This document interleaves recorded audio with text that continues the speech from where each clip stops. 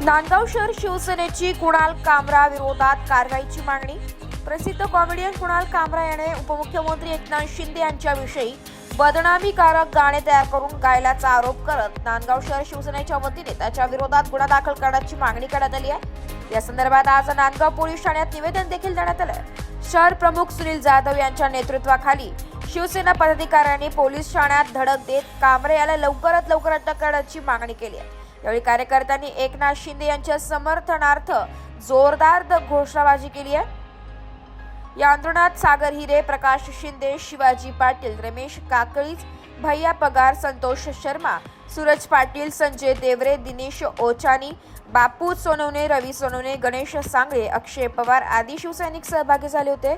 शिवसेनेच्या वतीने देण्यात आलेल्या निवेदनात म्हटले आहे की कुणाल कामरा याने समाजात द्वेष निर्माण होईल अशी बदनामीकारक संगीत निर्मिती केली आहे। त्यामुळे त्याच्या विरोधात तातडीने कठोर कारवाई करण्यात यावी। पोलीस प्रशासनाने यावर काय कारवाई करणार याकडे सर्वांचे लक्ष लागले आहे। नाशिक लोकशाही न्यूज साठी प्रतिनिधी अविनाश मगर, नाशिक।